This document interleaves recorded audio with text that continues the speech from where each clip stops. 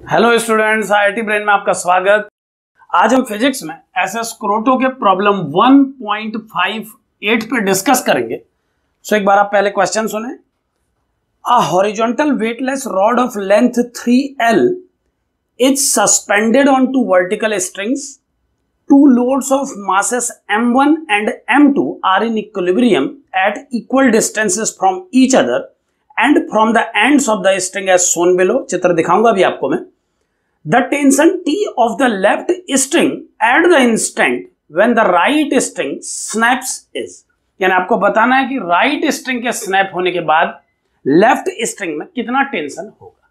तो क्या डायग्राम दिया है एक बार आप पहले उसे देख लें।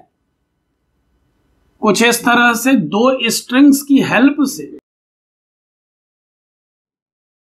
एक रूफ में फिक्स कर दिया गया है एक मासलेस रॉड को, और इस मासलेस रॉड की लेंथ को 3L दिया गया है इस प्रॉब्लम में, और दो मासेस जो कि m1 और m2 हैं इक्वल डिस्टेंसेस पर, यानी कि इस कंप्लीट मासलेस रॉड को तीन इक्वल पार्ट में बांटते हुए रख दिए गए हैं। यानी कुछ इस पोजीशन पर पहले मास का वेट m1g परफॉर्म करेगा और इस पोजीशन पर दूसरे मास का वेट m2g।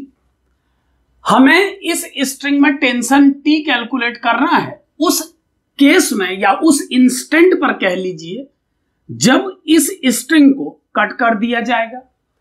तो कैसे सॉल्व करेंगे ध्यान दें, इससे पहले भी एक बार इस प्रॉब्लम को हम सॉल्व कर चुके हैं, लेकिन उस क्लिप में हमने मासलेस रॉड और दोनों मासेस का अलग अलग फ्री बॉडी डायग्राम बना के छोटी छोटी इक्वेशन बना के इस प्रॉब्लम को सॉल्व किया था। आज हम इस प्रॉब्लम को इस मासलेस रॉड और इन दोनों मासेस को एक कंप्लीट सिस्टम मानते हुए सॉल्व करेंगे। तो कैसे ये होगा एक बार आप ध्यान दें। एक वेरिएबल के रूप में टेंशन को यूज किया जा रहा है। एक दूसरे वेरिएबल को मैं इस क्वेश्चन में इंट्रोड्यूस कराना चाहूंगा जिसे मैं ACM कहूंगा, जो कि centre of mass of the system के एक्सेलरेशन को प्रेजेंट करेगा। और तीसरे वेरिएबल के रूप में हम इस स्ट्रिंग को कट करने के बाद इस मासलेस रॉड के एंगुलर एक्सेलरेशन को प्रेजेंट करेंगे। सो अल्फा के रूप में एक तीसरा वेरिएबल यूज किया जाएगा इस प्रॉब्लम में, यानी T, ACM और अल्फा, ये तीन वेरिएबल इस प्रॉब्लम में होंगे। तो क्लियरली इस मेथड से इस प्रॉब्लम को सॉल्व करने के लिए हमें 3 इक्वेशंस की रिक्वायरमेंट होगी। अब कैसे ये इक्वेशन बनेगी एक बार ध्यान दें। m1g और m2g दो फोर्सेस डाउनवर्ड डायरेक्शन में परफॉर्म कर रहे हैं। चूंकि रॉड और मासेस को एक सिस्टम माना जा रहा है, तो जैसा कि हमने पिछले बार किया था कि इस मास और इस रॉड के बीच में एक नॉर्मल को भी कंसिडर किया था, लेकिन इस केस में चूंकि हम रॉड और मासेस को एक सिस्टम मान रहे हैं तो इस तरह का कंसिडरेशन नहीं होगा। यानी केवल m1g, m2g और t इन तीन फोर्सेस की हेल्प से इस प्रॉब्लम के लिए इक्वेशन से डेवलप की जा सकेंगी। ये कैसे होगा ध्यान दें। ये स्ट्रिंग कट की जा चुकी है। सो इस स्ट्रिंग को कट करने के बाद अगर मैं इस सिस्टम के सेंटर ऑफ मास के एक्सेलरेशन को डाउनवर्ड डायरेक्शन में ACM मानते हुए डायनेमिक्स की इक्वेशन लिखूं तो क्या इक्वेशन बनेगी एक बार सुने आप ध्यान से। ये होगी m1g plus m2g minus t equal to m1 plus m2 into a। यहां पर m1 प्लस m2 इस सिस्टम का टोटल मास है और m1g, m2g डाउनवर्ड डायरेक्शन में परफॉर्म करने वाले फोर्सेस, जबकि T अपवर्ड डायरेक्शन में परफॉर्म करने वाला फोर्स है। सो मोशन की डायरेक्शन के फोर्सेस में से अपोजिंग फोर्सेस को माइनस करके जो डिफरेंस मेरे पास है उससे मैंने m इंटू a को इक्वेट कर दिया है। यानी अब मैं इस इक्वेशन से एक्सेलरेशन को टेंशन के टर्म में पता लगा चुका हूं। दूसरे इंपॉर्टेंट पॉइंट पे आए। इस प्रॉब्लम में चूंकि मैंने इस मासलेस रॉड के एंगुलर एक्सेलरेशन को अल्फा कंसीडर किया है, तो अब ध्यान दें कि इस पॉइंट और इस पॉइंट के एक्सेलरेशन को रिलेट किया जा सकेगा इस अल्फा की हेल्प से। अब यहां पर आप ध्यान दें कि जब आप इस स्ट्रिंग को कट करेंगे तो इस स्ट्रिंग को कट करने के बाद भी स्ट्रिंग जिससे ये मासलेस रॉड लटकाई गई है उसका एक्सेलरेशन इस डाउनवर्ड डायरेक्शन में 0 होगा। आप ये समझ सकते हैं कि इस पॉइंट में किसी प्रकार का कोई मोशन डेवलप नहीं होगा, क्योंकि ये स्ट्रिंग अभी भी इस पोजीशन पर बनी हुई है और इसमें एक टेंशन परफॉर्म कर रहा है। सो इस पॉइंट के एक्सेलरेशन को जीरो कंसीडर करते हुए अगर मैं इस पॉइंट के एक्सेलरेशन को कैलकुलेट करने की कोशिश करूं तो अल्फा की डेफिनेशन यूज करके मैं ये काम आसानी से कर पाऊंगा। एक बार आप देखें, इस पॉइंट के एक्सेलरेशन को a1 कंसीडर करते हुए अगर मैं a1 और अल्फा को रिलेट करूं तो ये रिलेशन होगा a1 minus 0 upon l equal to alpha, यानी a1 का वैल्यू हमें मिल जाएगा l अल्फा। यानी कुछ इस तरह से आप इस पॉइंट के एक्सेलरेशन को प्रेजेंट कर पाएंगे जिसमें m1 मास को अटैच किया गया है। और ठीक इसी प्रकार इस पॉइंट के एक्सेलरेशन a2 को कैलकुलेट करने के लिए अगर मैं a2 और अल्फा को रिलेट करूं तो ये रिलेशन क्या होगा, आप ध्यान दें, ये होगा a2 minus 0 upon 2l equal to alpha, यानी a2 का वैल्यू मुझे मिलेगा 2l अल्फा। अब ध्यान दें, इन दोनों पार्टिकल्स के एक्सेलरेशन कैलकुलेट किए जा चुके हैं। सो इन दोनों पार्टिकल के इंडिविजुअल एक्सेलरेशंस की हेल्प से अगर मैं सेंटर ऑफ मास के एक्सेलरेशन को प्रेजेंट करूं तो जिस फॉर्मूले का यूज किया जाएगा आप उसे ध्यान से देखें, वो होगा acceleration of centre of mass equal to acceleration of first particle, जिसे मैं L alpha minus J cap लिख ले रहा हूं। आप यहां पर ध्यान दें कि हम वेक्टोरियल फॉर्मूले का यूज कर रहे हैं। सो मैं सभी एक्सेलरेशंस को न्यूमेरिकल मैग्नीट्यूड के साथ एक डायरेक्शन लिख के प्रेजेंट करूंगा। एक बात आप और ध्यान दें कि इस पूरे डिस्कशन में अल्फा की डायरेक्शन को प्रेजेंट नहीं किया जा रहा है, क्योंकि हम जानते हैं कि जिस ओरिएंटेशन में अल्फा है उसकी डायरेक्शन के बेस पे a1 a2 का डायरेक्शन डाउनवर्ड होगा। सो डाउनवर्ड डायरेक्शन को इस केस में हमने माइनस जे वेक्टर से प्रेजेंट किया है। सो आप ध्यान दें, मैं इसे माइनस जे वेक्टर में लिख रहा हूं।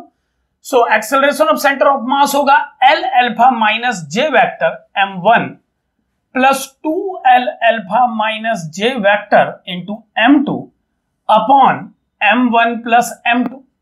और अगर इसे सॉल्व किया जाए तो सेंटर ऑफ मास का एक्सेलरेशन हमें मिलेगा, यह होगा माइनस m1 l अल्फा और माइनस m2 2l अल्फा। सो l अल्फा एक कॉमन टर्म के रूप में बाहर लिया जा सकेगा और ब्रैकेट में हमें मिलेगा m1 plus 2m2 with minus J vector जो कि डायरेक्शन को प्रेजेंट कर रहा है divided by m1 plus m2। यानी इतना एक्सेलरेशन सेंटर ऑफ मास का होना चाहिए इस प्रॉब्लम में। आप ध्यान दें, सेंटर ऑफ मास के एक्सेलरेशन पर एक इक्वेशन हम बना चुके हैं और एक इक्वेशन हमने और क्रिएट कर ली है अल्फा के टर्म्स में। अब चूंकि वेरिएबल्स की संख्या 3 है, आप देख पा रहे हैं कि अल्फा, एसीएम और टी 3 वेरिएबल्स का रोल प्ले कर रहे हैं। a1 a2 के रूप में जिन वेरिएबल्स को यूज किया गया था उन्हें अल्फा के टर्म में पहले ही कन्वर्ट कर दिया गया है। सो अब हमें एक इक्वेशन की और रिक्वायरमेंट होगी ताकि हम इस प्रॉब्लम को सॉल्व कर सकें टी को कैलकुलेट करने के लिए। सो अगर मैं इस पॉइंट के अबाउट एक इक्वेशन टॉर्क के लिए डेवलप करूं तो क्या इक्वेशन बनेगी, आप ध्यान दें। इस पॉइंट के अबाउट अगर सभी फोर्सेस के टॉर्क को समझा जाए तो क्लियरली इस पॉइंट के अबाउट टी का टॉर्क 0 होना चाहिए। अब अगर हम इस पॉइंट के अबाउट m1g और m2g का टॉर्क प्रेजेंट करें तो ये क्या होगा, आप ध्यान दें, ये होगा m1g इंटू l। अब यहां पर ध्यान दें कि सभी न्यूमेरिकल वैल्यूज को स्केलर फॉर्म में लिखा जा रहा है। आप ये जानते हैं कि टॉर्क को r वेक्टर और f वेक्टर के क्रॉस प्रोडक्ट से दिया जाता है, लेकिन हम इस क्वेश्चन में इन्हें स्केलर टर्म के रूप में लिख रहे हैं। सो अगर आप टॉर्क की डायरेक्शन को इसमें एफिलेट करना चाहें तो आप इस मासलेस रॉड के ओरिएंटेशन के बेस पे ये कंसीडर कर सकते हैं कि ये इनवर्ड डायरेक्शन में है। सो इनवर्ड डायरेक्शन जो कि माइनस के कैप से प्रेजेंट की जाती है, अगर माइनस के कैप के टर्म में इसे लिखा जाए तो कुछ इस तरह से इसे प्रेजेंट किया जाएगा। और ठीक इसी प्रकार अगर m2g फोर्स का टॉर्क लिखा जाए तो ये होगा m2g इंटू 2l माइनस के कैप। यहां पर ध्यान दें, डाउनवर्ड डायरेक्शन को माइनस जे कैप माना गया है। इस बोर्ड के अकॉर्डिंगली आई कैप इस डायरेक्शन को कंसीडर किया जाएगा, जे वेक्टर माइनस जे के अपोजिट।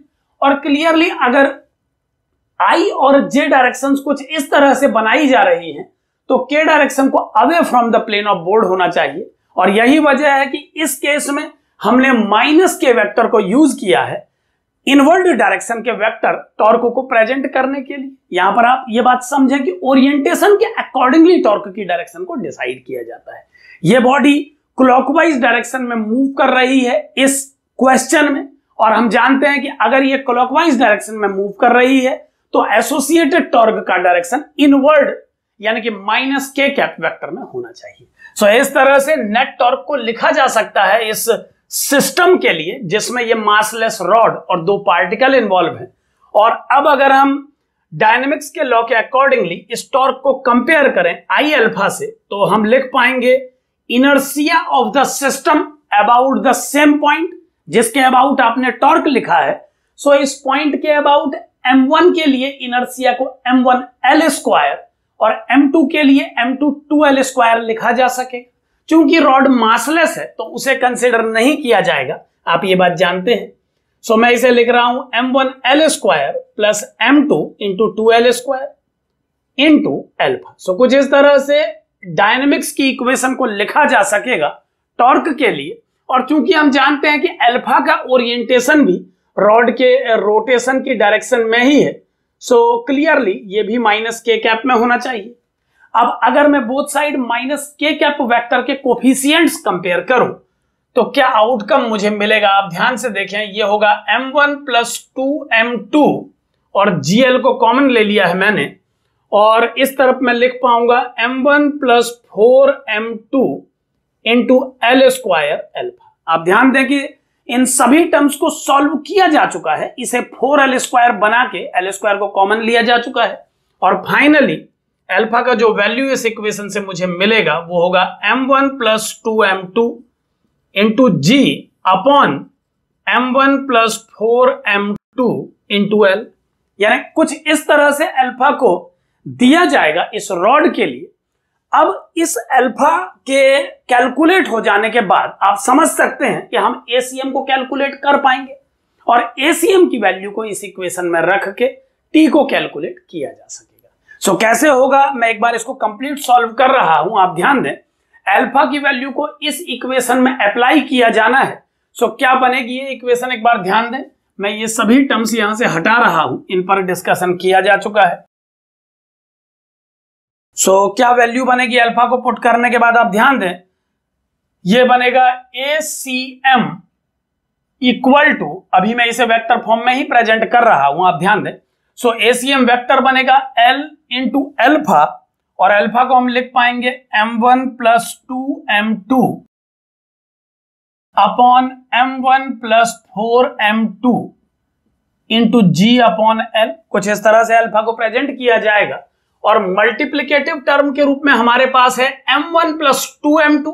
सो मैं इसी पे स्क्वायर अप्लाई कर रहा हूं, और डिनोमिनेटर में हमारे पास है m1 प्लस m2, और ये आउटकम माइनस जे वेक्टर के फॉर्म में दिया जा रहा है। यहां पर ध्यान देखिए, एक्सेलरेशन वेक्टर का डायरेक्शन माइनस जे कैप है, और इस स्केलर फॉर्म में लिखी गई इक्वेशन में हमने इसे लिखते समय इस बात को पहले ही कंसीडर किया हुआ है। यानी इस इक्वेशन को अगर हम वेक्टोरियली प्रेजेंट करते तो आप समझ सकते हैं कि इस टर्म में माइनस जे कैप इन्वॉल्व होता, इसमें जे कैप और इसमें माइनस जे कैप। सो सॉल्व करने के बाद इसका फॉर्मेट ऐसा ही आता जैसा आप इसे देख पा रहे हैं। सो जे वेक्टर के कोफिशिएंट कंपेयर करके कुछ इस तरह की इक्वेशन ही हमें मिलती उस कंडीशन में भी। सो मैंने डायरेक्ट इसे स्केलर फॉर्म में लिख दिया है, और अब चूंकि इसे लिखते समय एसीएम को डाउन ही कंसीडर किया गया है। सो इस वेक्टर को बिना कंसीडर किए अगर मैं इसकी न्यूमेरिकल वैल्यू को अप्लाई करूं एसीएम के प्लेस पे, तो मैं टी को कैलकुलेट कर पाऊंगा। कैसे होगा ये सॉल्व, आप ध्यान दें। मैं ये सभी कैलकुलेशंस यहां से हटा रहा हूं, इन पर हम डिस्कशन कर चुके हैं। क्या वैल्यू आएगी टेंशन की, आप ध्यान दें। मैं डायरेक्ट इसे लिख रहा हूं T equal to m1 plus m2 into G minus m1 plus m2 into ACM, और ACM की numerical value downward direction consider करते हुए हम अप्लाई करेंगे कुछ इस तरह से एल को एल से कैंसिल करके जो टर्म बचा है मैं उसे लिख रहा हूं, आप ध्यान दें। यह होगा m1 plus 2m2 whole square upon m1 plus 4m2 into m1 plus m2। और सिंपली इस टर्म को कैंसिल किया जा सकेगा, आप देख सकते हैं। सो इसे कैंसिल करने के बाद एलसीएम लेकर के जो टी का वैल्यू मुझे मिलेगा, आप उसे ध्यान से देखें, वो होगा m1 प्लस m2 और मल्टीप्लिकेटिव टर्म के रूप में m1 प्लस 4m2, जबकि सेकेंड टर्म होगा m1 plus 2m2 whole square divided by m1 plus 4m2। और ग्रेविटी का टर्म इन दोनों टर्म से कॉमन लिया जा चुका है, सो मैं इसे बाहर लिख रहा हूं। और अब अगर मैं थोड़ा कैलकुलेट करूं इसे, तो ये क्या बनेगा, आप ध्यान दें। ये होगा m1 स्क्वायर जिसे मैं प्रेजेंट कर रहा हूं, m1 के साथ 4m2 और m2 के साथ m1, टोटल 5m1 m2 बनेंगे। और एक टर्म हमें मिलेगा 4m2 स्क्वायर। ठीक इसी प्रकार जब आप इस टर्म को सॉल्व करेंगे तो ये होगा a स्क्वायर यानी m1 स्क्वायर, b स्क्वायर यानी 4m2 स्क्वायर, और चूंकि माइनस सभी टर्म्स को दिया जाना है तो मैं सभी के आगे माइनस लिख रहा हूं, आप ध्यान दें। थर्ड टर्म के रूप में होगा 4m1 m2 और g एक मल्टीप्लिकेटिव टर्म होगा इस इक्वेशन में। सो ये बन जाएगा कुछ इस तरह का। और अब एक फाइनल स्टेप, अगर मैं कैंसिल कर दूं कुछ टर्म्स को, तो जो फाइनल आउटकम मुझे मिला है वो है t equal to 5m1 m2 minus 4m1 m2, यानी कि ये हो जाएगा only m1 m2 into G divided by m1 plus 4m2। यानी कुछ इस तरह से टेंशन को कैलकुलेट किया जा सकेगा और m1 m2 g upon m1 plus 4m2 यही इस प्रॉब्लम का सही आंसर है। सो इस तरह से आप टॉर्क कंसेप्ट यूज करके कंप्लीट सिस्टम के लिए इक्वेशन बना के भी इस प्रॉब्लम को सॉल्व कर सकते हैं। सो अपनी पहली क्लिप में हमने इंडिविजुअल इक्वेशंस बना बना के इस प्रॉब्लम को सॉल्व किया था, और इस क्लिप में हमने दोनों मासेस और रॉड को एक सिस्टम मान के इसे सॉल्व किया है। सो आप दोनों मेथड्स को समझ सकते हैं ताकि क्वेश्चन को लेके आपके आइडियाज और क्लियर हो सके। Thank you.